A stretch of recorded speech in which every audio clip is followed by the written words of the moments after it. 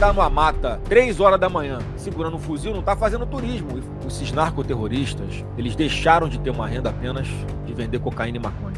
Esse criminoso que domina uma favela como essa, São Paulo, que usa um fuzil, que bota o fuzil na cabeça de um pai de família, ó, me dá sua filha aqui, que sua filha agora é minha. A pergunta para você, o Bukele, para fazer o que fez em El Salvador, passou também por uma reforma grande, inclusive com duras punições dentro do judiciário. Qual é o plano Bukele do Flávio Bolsonaro? Olha, é uma experiência de vida aquilo que aconteceu lá. Quem dá opinião sobre a realidade de El Salvador sem conhecer, tá dando chute, tá fazendo torcida. Então, é verdade, o ponto principal, esses narcoterroristas, eles deixaram de ter uma renda apenas de vender cocaína e maconha. Eles passaram a ter um modus operandi de domínio de território. Aí, junto com o tráfico de drogas, tem a questão das armas, que eles conseguem adquirir as melhores do mundo, com o poderio financeiro que eles têm, em função de começar a explorar quem mora nessas regiões. Então, o gás mais... tem que comprar, a população tem que comprar o gás mais caro, tem que comprar a internet que eles fornecem, tem que pagar... Quem tem uma barraquinha de cachorro-quente tem que pagar lá R$50 por semana para poder vender o cachorrinho quente dele naquela área dominada por esses narcoterroristas. Só para que todos tenham compreensão, Paulo. Se a gente pegar só a população do Brasil, você falou, 25% dos moradores no Brasil, dos habitantes brasileiros, vivem em áreas dominadas por esses narcoterroristas. Exato. É como se pegasse Rio de Janeiro, São Paulo, Rio de Janeiro, Minas Gerais, Espírito Santo e Paraná.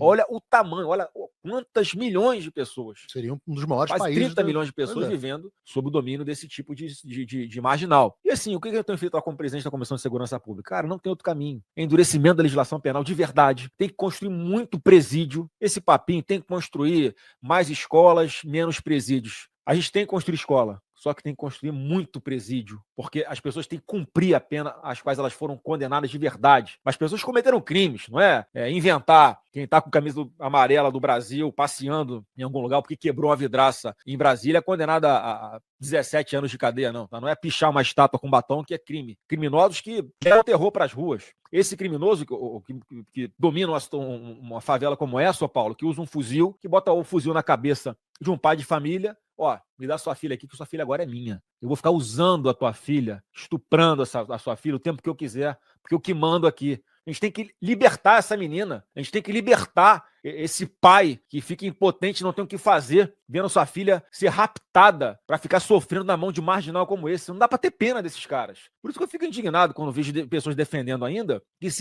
ou criticando a operação no Rio de Janeiro, como se ele estivesse falando de pessoas que simplesmente não tiveram oportunidade na vida e estão ali defendendo um território que é deles, que eles têm direito de fazer aquilo, porque o Estado não dá educação e saúde. Não. Quem está numa mata 3 horas da manhã segurando um fuzil, não está fazendo turismo. E foi o que aconteceu no Rio de Janeiro. As pessoas, esses marginais, foram mortos no meio do mato, trocando tiros com policiais, mataram policiais. Eu fiz uma campanha para dar uma vaquinha virtual, que muita gente que está nos acompanhando provavelmente deu um dinheirinho que foi destinado para as famílias desses policiais que foram mortos ou incapacitados, ou que vão precisar botar uma prótese, vão ficar na cadeira de roda o resto da vida, para fazer um gesto de verdade de ajuda. Olha, a população está com vocês, policiais. Olha aqui, foram mais de R$200 mil para cada família, Paulo. Nós beneficiamos 8 famílias de policiais civis e militares no Rio de Janeiro. Então olha como é que a população está do lado dos policiais. A gente estava esperando uma reação dessa, porque o caminho que o Brasil está seguindo é de que esses marginais ficassem cada vez mais poderosos. E o Rio chegou nessa situação por causa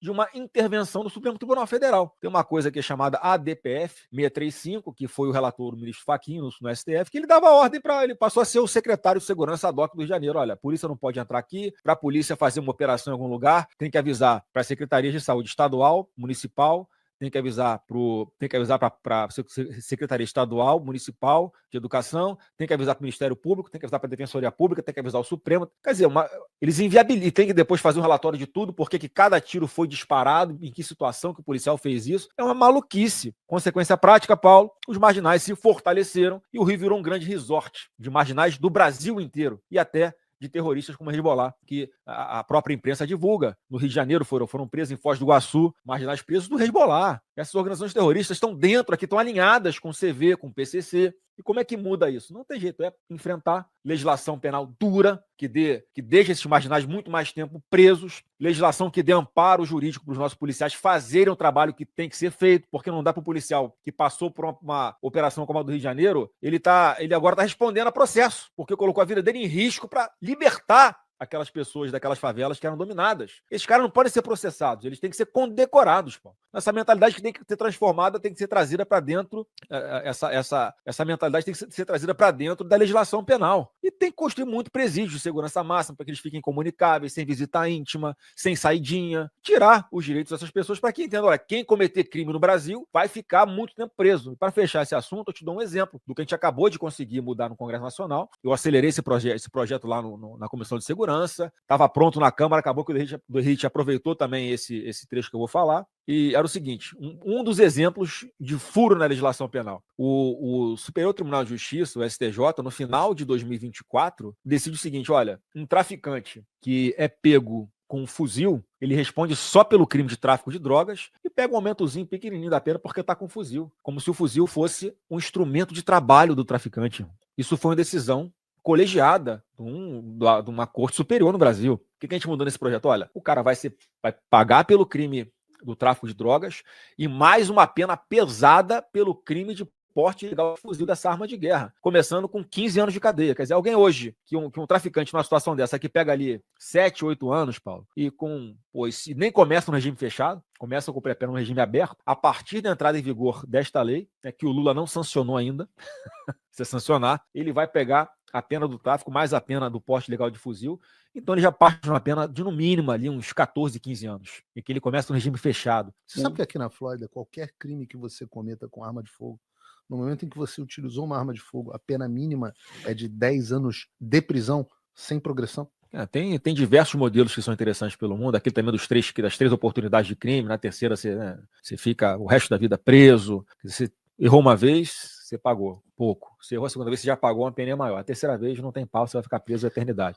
Tem diversos modelos, e o que eu vi em El Salvador era um negócio assim, lá eles tinham os pandilheiros, que é tipo as nossas organizações criminosas aqui, um PCC da vida, um CV da vida. E isso também nós colocamos no projeto, eu esqueci de falar, o crime de pertencimento à organização criminosa. Sim. Isso passou a ser um tipo penal. Então, se pelas investigações está configurado que um marginal é do CV, é do PCC, o simples fato dele pertencer a esta facção já tem ali uma pena mínima, se não me engano, fica uma pena mínima de 10 anos. Quer dizer, já é também mais um ingrediente para esse marginal perigoso ficar muito mais tempo preso.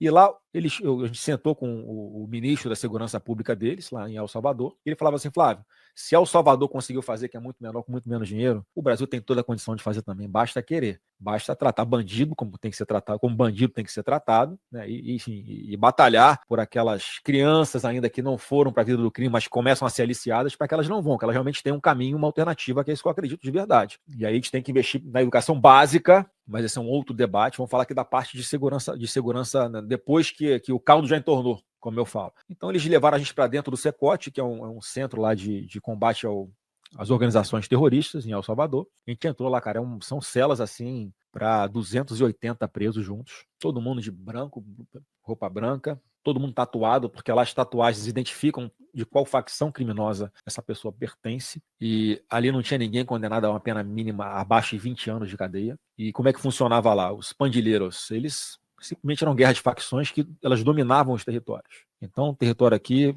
era de uma facção, brigava com a do outra, similar ao que a gente vê no Brasil. E como é que eles acabaram com isso? Cara, crime de pertencimento a uma organização criminosa, investigação pesada, eles criaram varas criminais específicas para julgar essas organizações criminosas com uma velocidade muito maior, sem direito a nenhum tipo de benefício depois de estarem já presos e condenados. E você pensa em fazer algo assim no Brasil?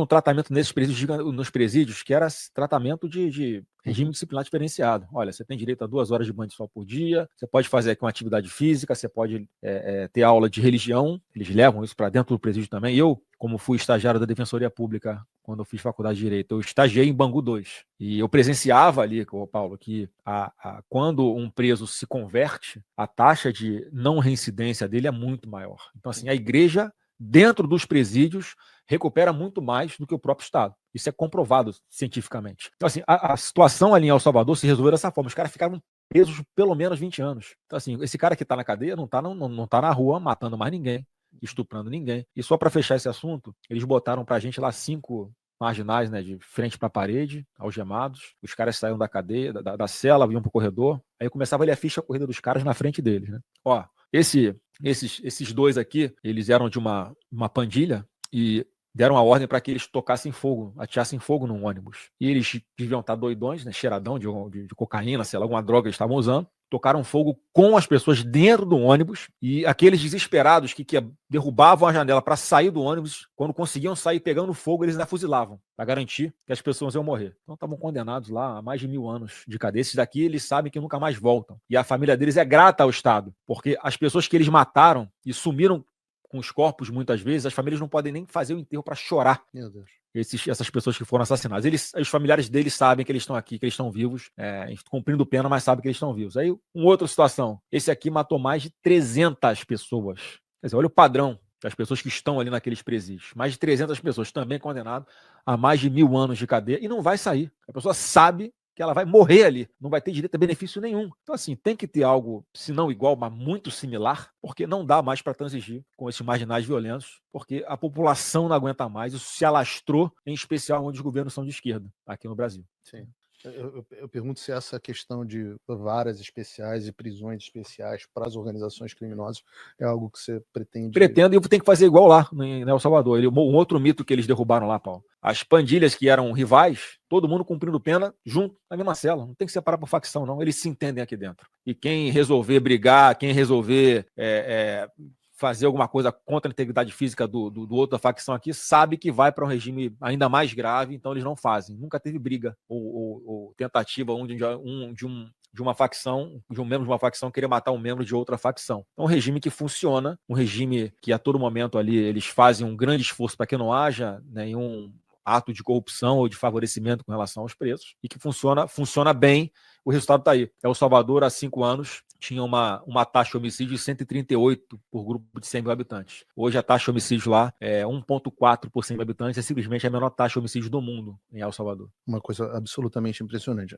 Uma coisa que eu não recomendo que você fale, porque você vai voltar para um país que não é livre, é que uma etapa necessária em El Salvador foi que o Congresso se livrou de boa parte do Supremo Tribunal Federal. Não foi o Bukele,